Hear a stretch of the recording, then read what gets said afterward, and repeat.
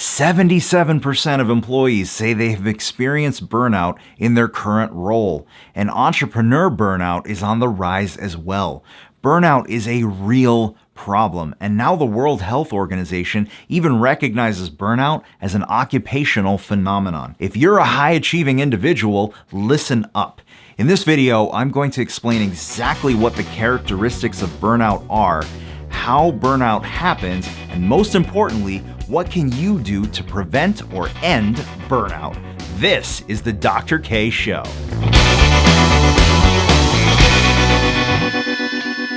Most high-achieving professionals and entrepreneurs suffer with constant stress. I'm Dr. Karthik Ramanan, and I'll teach you to end burnout so you can reclaim your energy and passion for life. On this channel, I do motivational videos, guided meditations, and the Dr. K Show, where every week I discuss valuable topics to end burnout and build your emotional health. Hit that subscribe button and the notification bell. Did you know that even if you're a subscriber, you might not see my videos on your YouTube home screen? Turning on that notification bell is the only way to ensure that you don't miss out.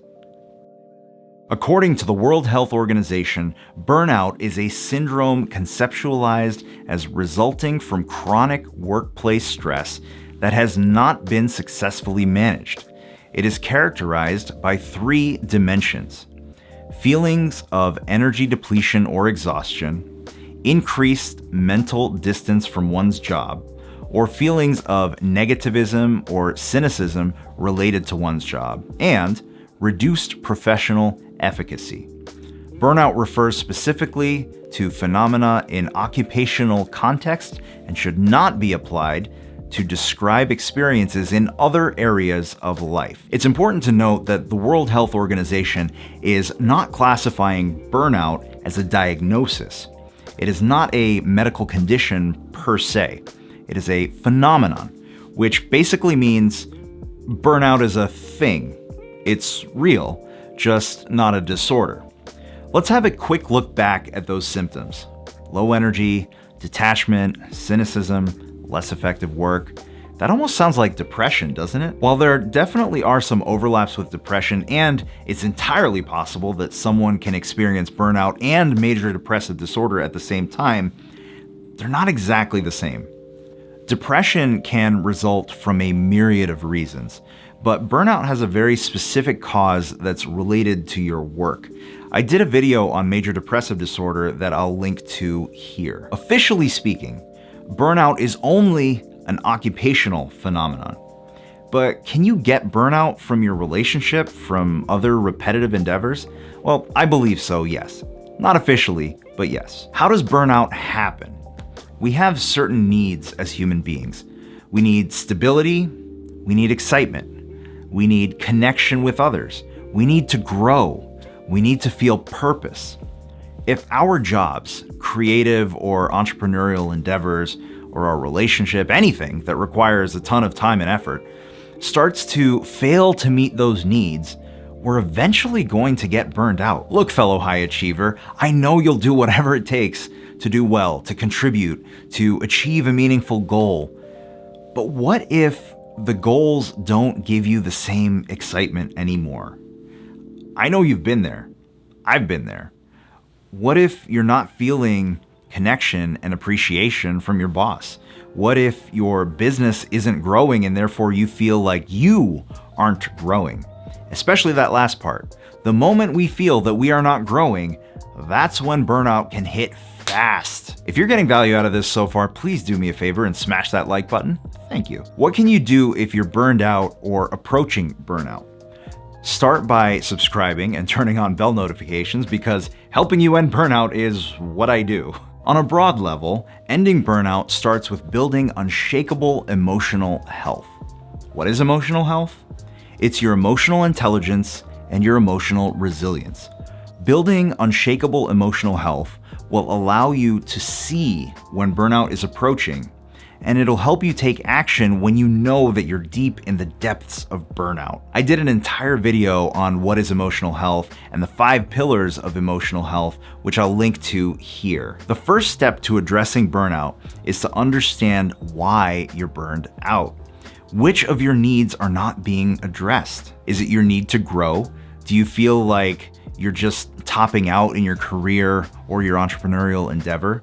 Do you feel like you're not growing your skills or as a person? Is it your need for connection? Do you feel isolated because of your job or your endeavors? Do you miss spending time with your loved ones or your friends because of your work? Is it your need to feel important? Do you feel underappreciated by your boss? Or maybe by your family who thinks your business is going to fail and can't see why you're doing what you're doing? Is it your need for safety and security? Does your work cause you so much volatility that you can't feel grounded or at peace?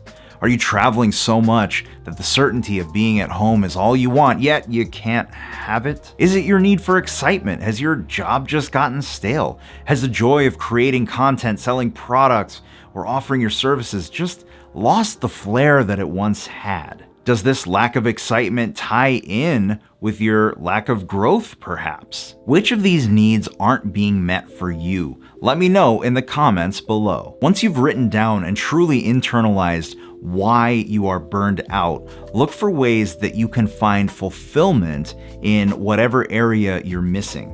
If you're a creator and you feel like you're just churning out content for the algorithm, what's a piece of content that you could make that's just for you, just for fun, for no good reason? If you're a working professional, dream about what project you'd work on and what direction you'd take in your career if there were no limitations upon you. If you're an entrepreneur, think about what your day-to-day life would look like if you were able to hire more help and free up your time. Think way outside the box here, and if you're unable to come up with ideas, talk it out with your best friend, because see, sometimes we're too close to our own burnout and our own problems to see any of the possibilities. Once you identify something that you can do to change your state, break it down into small, actionable steps.